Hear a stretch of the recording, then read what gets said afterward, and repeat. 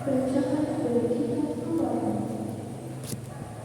Ketika Musa turun dari Gunung Sinai dan memberitahukan kepada bangsa Israel segala firman dan peraturan Tuhan, maka seluruh bangsa itu menjawab serupa, segala firman yang telah diucapkan Tuhan itu akan kami laksanakan. Lalu Musa menuliskan segala firman Tuhan itu.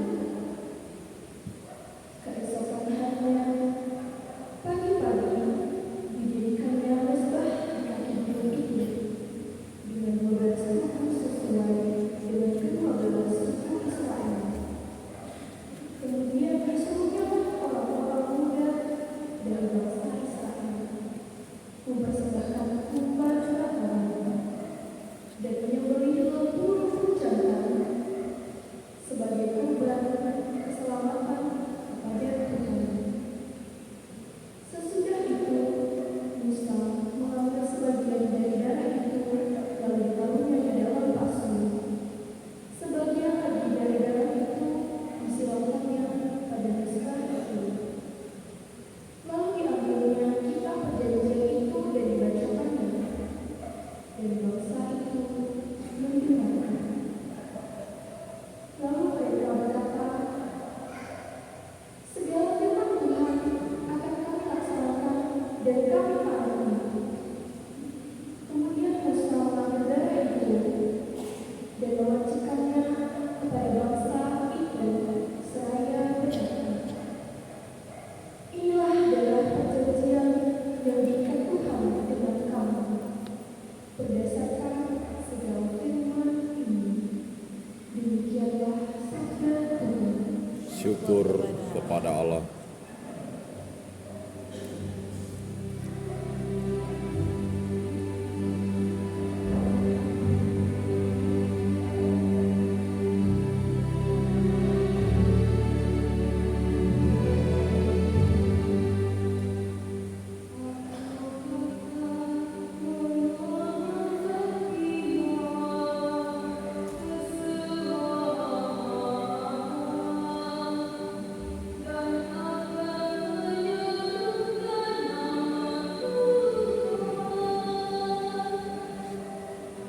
Aku akan mengangkat piala keselamatan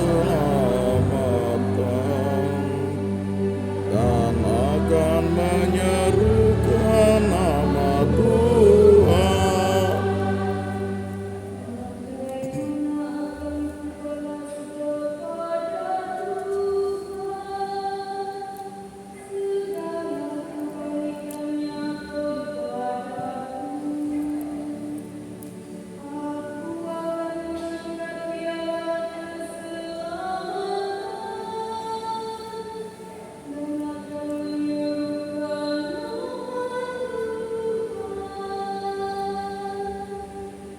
Aku akan mengangkat piala keselamatan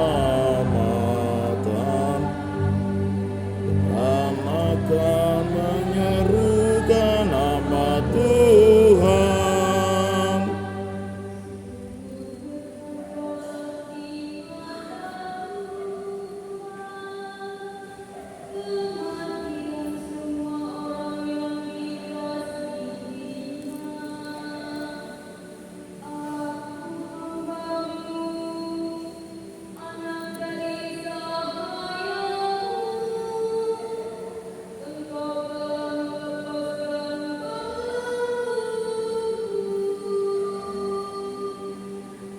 Aku akan mengangkat piala keselamatan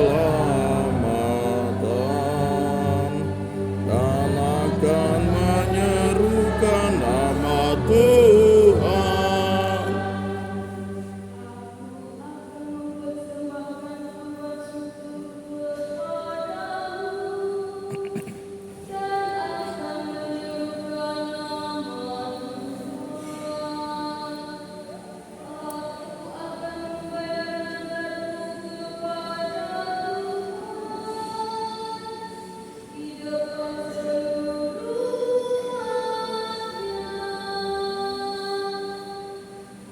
Aku akan mengangkat piala keselamatan dan akan menyerukan nama Tuhan.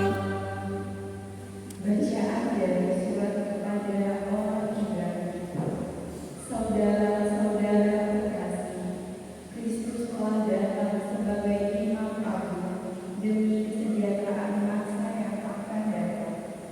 Ia telah melintasi kemah yang lebih besar dan lebih sempurna, yang bukan buatan tangan manusia, artinya yang tidak termasuk ciptaan ini, dan ia telah masuk satu kali untuk selama-lamanya ke dalam tempat yang kudus, bukan dengan membawa darah domba jantan dan darah anak domba, tetapi dengan membawa darahnya sendiri.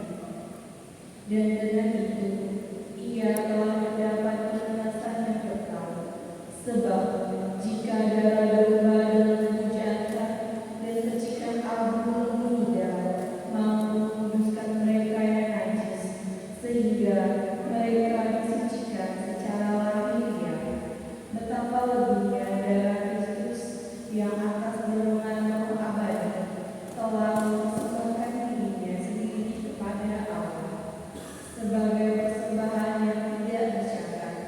Betapa darah ini akan menyucikan hati nurani kita dari perbuatan-perbuatan yang sia-sia, supaya kita dapat beribadah kepada Allah yang hidup.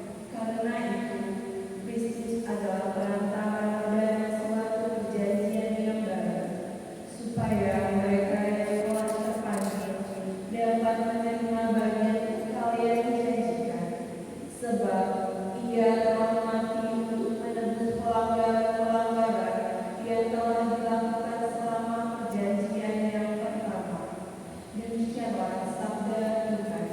Syukur kepada Allah.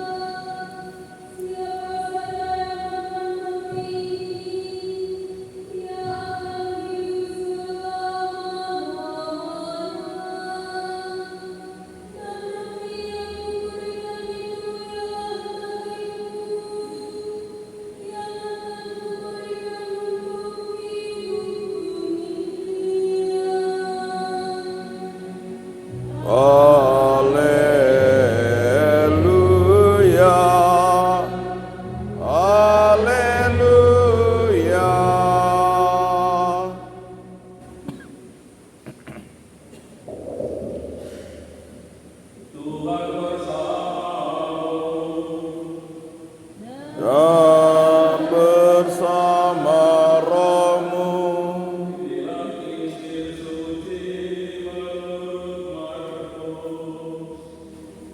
dimuliakanlah Tuhan.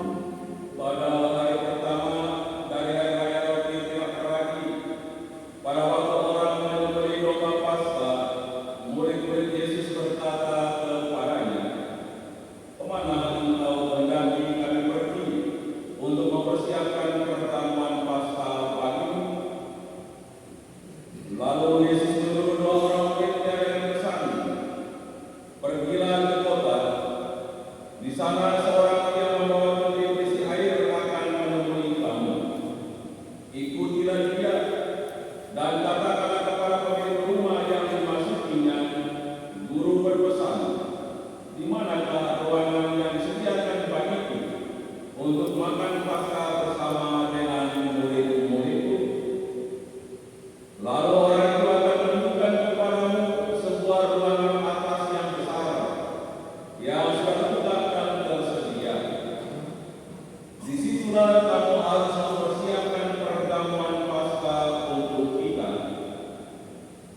Kedua murid itu pun berangkat, dan setiba dari kota mereka mendapati semua seperti yang dikatakan Yesus kepada mereka. Lalu mereka mempersiapkan Paskah. Ketika Yesus dan murid-muridnya sedang makan, Yesus mengambil roti, memberkati, memecah-mecahkannya, lalu memberikannya kepada para murid seraya berkata, "Terimalah, inilah tubuhku." Sesudah itu ia mengambil piala, mengucap syukur, lalu memberikannya kepada para murid, dan mereka semua minum dari piala itu. Dan Yesus berkata kepada mereka, "Inilah darahku, darah perjanjian yang ditumpahkan bagi semua orang. Sesungguhnya aku berkata kepadamu, aku tidak akan minum lagi hasil pokok anggur sampai pada hari aku meminumnya yang baru, yaitu dalam kerajaan Allah." Sesudah menyanyikan lagu pujian, pergilah mereka ke bukit Zaitun. Demikianlah sabda Tuhan. Terpujilah Kristus.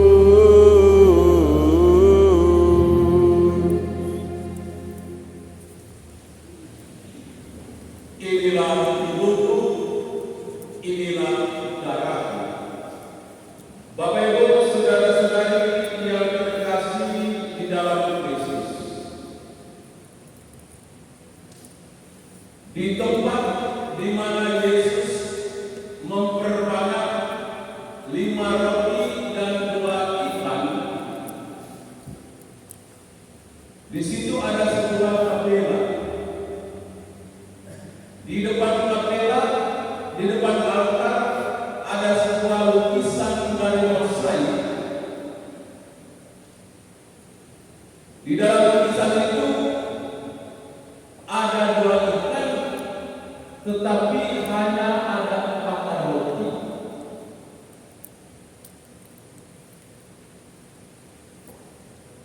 Pertanyaannya, di mana roti yang satu?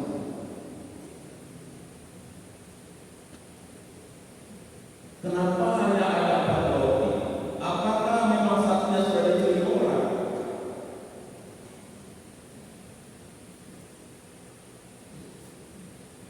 Lukisan itu sengaja hanya melukiskan 4 roti, bukan 5 roti, karena 1 roti yang sesungguhnya tidak lain adalah Yesus sendiri.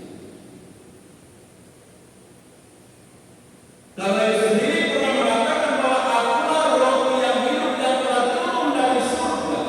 Siapa yang memakan roti ini akan hidup selama-lamanya. Karena roti yang aku berikan bukan seperti yang diberikan oleh nenek moyangmu yang makan dan mati, tetapi roti yang kuberikan, yakni tubuhku sendiri, akan membuat orang hidup sampai selama-lamanya. Dan ketika Yesus mengatakan akulah roti hidup yang telah turun dari surga, setiap orang yang menerimanya, setiap orang yang percaya kepada Dia akan memiliki hidup yang kekal.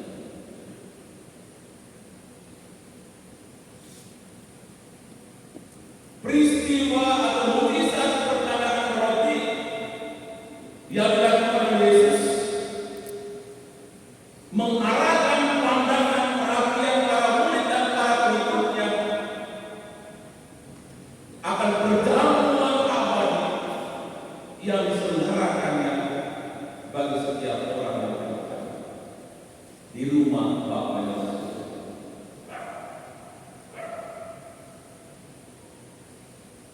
Perayaan Ekaristi yang kita rayakan lahir pertama kali ketika Yesus melakukan atau melaksanakan perjamuan malam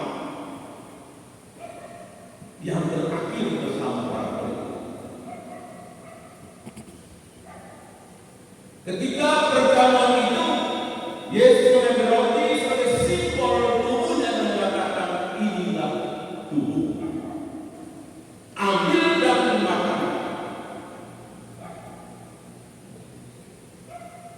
Ia mengambil cawan yang berisi air anggur dan mengatakan, inilah darah perjanjian baru yang ditumpahkan bagimu dan bagi banyak orang demi pengampunan dosa.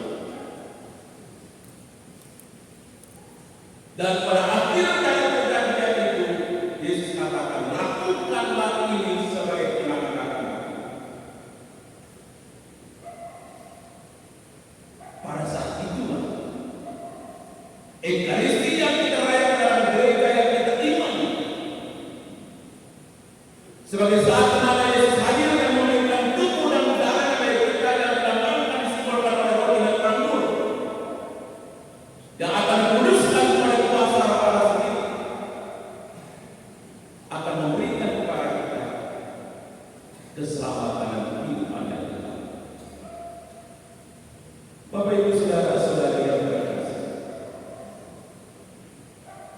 Tuhan menyelamatkan kita dengan darahnya yang tertumpah di kayu salib.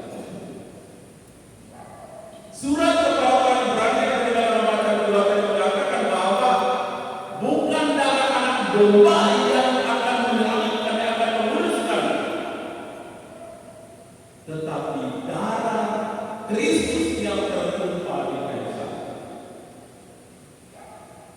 Darah itulah yang akan menguruskan, darah itu yang akan menyelamatkan semua orang yang percaya.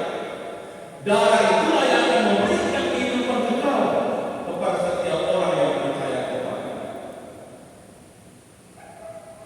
Darah yang tertumpah di kayu salib adalah darah yang menguruskan, darah yang menyucikan, darah yang membersihkan kita dari segala dosa dosa, dan akhirnya darah yang menyelamatkan kita.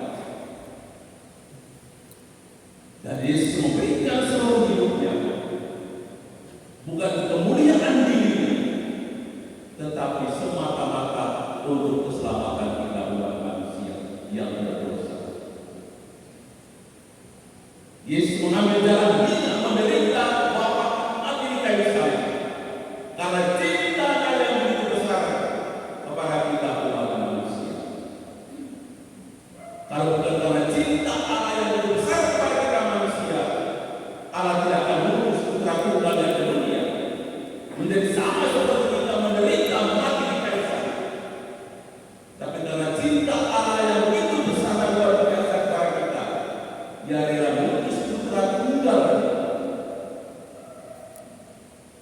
wafat mati di kayu salib supaya kita manusia memperoleh keselamatan.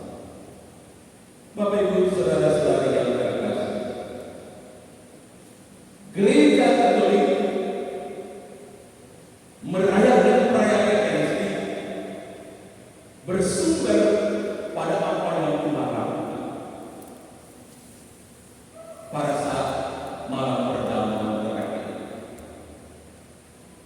Kenapa disebut malam perjamuan terakhir? Karena hanya satu kali Yesus mengadakan perjamuan itu bersama para murid sebelum Ia menderita dan mati di kayu salib. Dan Yesus tegas dalam Injil hari ini bahwa perjamuan yang Dia selenggarakan ini hanya satu kali, dan perjamuan berikutnya akan terselenggara ketika Dia bersatu dengan Bapa di surga. Dia hanya minum anggur dari pokok anggur buatan manusia satu kali, dan pada akhirnya nanti Ia sendiri yang menjalankan perjamuan kudus abadi bersama Bapa di surga dengan menghidangkan kita tubuh dan darahnya sendiri. Bapak Ibu saudara-saudari yang terkasih,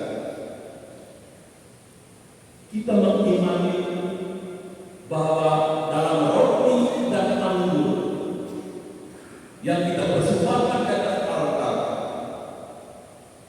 ketika Allah mengubahnya menjadi tubuh dan darahnya sendiri, di sana kita akan menerima pribadi Yesus yang utuh, yang mulia, untuk menguruskan, untuk menyelamatkan jiwa kita. Maka percikan roti sekecil apapun yang tadi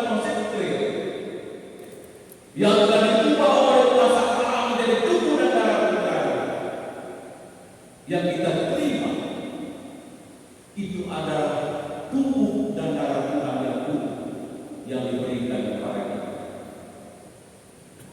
Kadang dalam perayaan Ekaristi ketika imam membagikan tubuh dan darah, orang yang dapat sepotong kecil lalu dia bersuruh-suruh, mereka berusaha dapat kecil. Kadang orang bersuruh-suruh, emang kenapa saya bilang?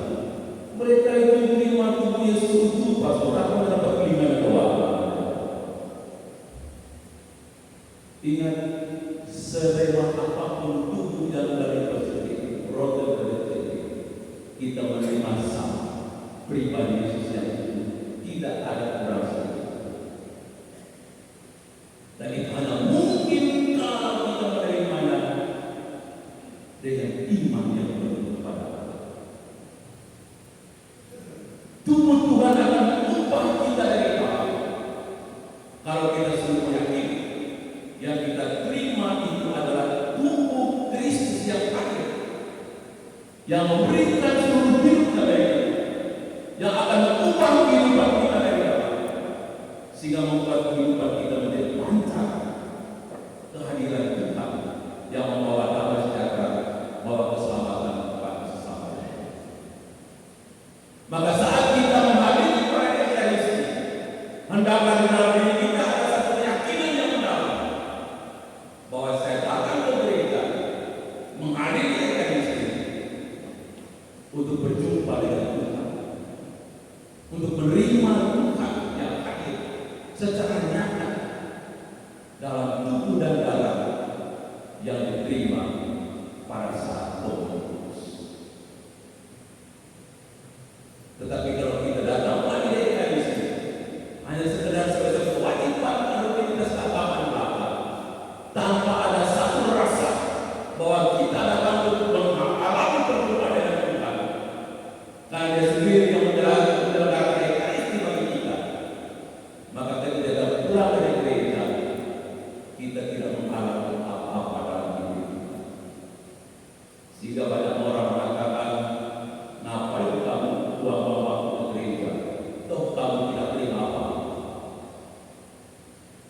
Itu hanya kata-kata yang keluar dari orang yang berkata akan kehadiran Tuhan yang nyata di dalam setiap Ekaristi. Tapi bagi orang yang percaya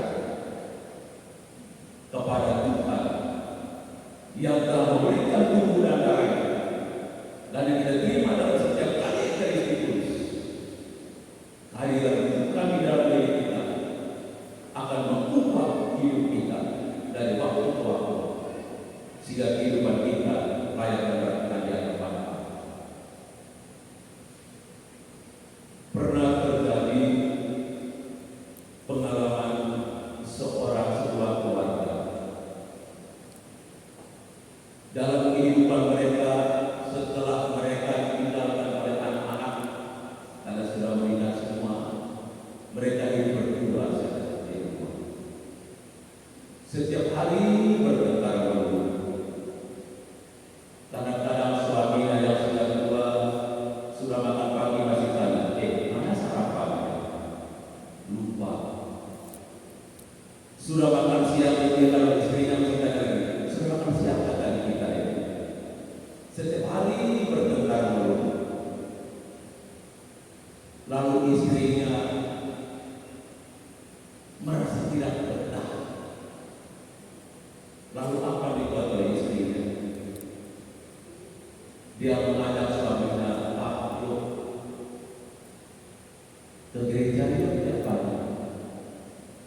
Apa dia katakan sebenarnya? Apa itu ke gereja kalau setiap pagi? Emang tidak ada kerjaan? Lebih baik kita bangun semua ada bangun 5 ikut ke gereja bisa pagi. Tidak, di sana kan nanti kita beribadah dengan Tuhan.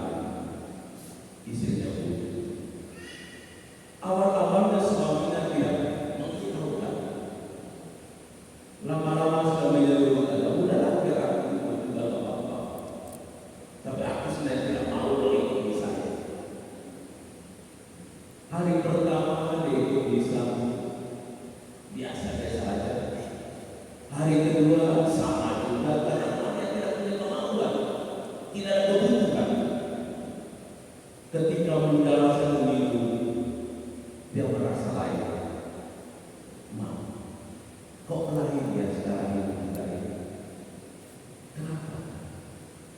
Kenapa saya sekarang tidak mengeluh?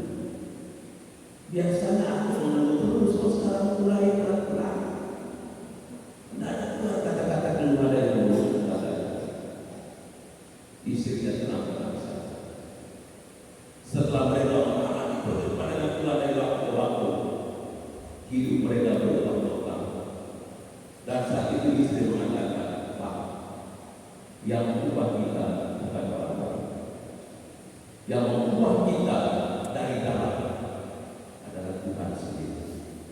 Yang kita terima setiap hari, Dialah yang mengubah kehidupan kita. Dia yang membuat kita menjadi seperti ini sekarang. Karena Tuhan hadir, Tuhan yang menuntun, Tuhan yang menguasai kehidupan kita. Bapak Ibu saudara-saudara yang terkasih, mari kita membuka diri. Biarkan Tuhan hadir dalam seluruh kita, menjiwai dan menguasai kehidupan kita, agar bersama dengan Dia hidup kita berakhir menghasilkan Allah. Bahwa yang berkenan pada Allah, bahwa yang mendatangkan keselamatan dan sejahtera, bukan hanya untuk diri pribadi kita, tapi juga bagi sesama yang lain. Yakin dan percaya kita menerima tubuh dan daging sisa kita ini, kita menerima Dia secara nyata hadir di dalam diri kita, di dalam kehidupan kita. Karena Yesus sendiri katakan, siapa yang makan tubuh, minum darah, dia tinggal di dalam aku dan aku di dalam dia. Dan barang siapa tinggal di dalam aku dan aku di dalam dia, dia menghasilkan buah berlimpah. Amin.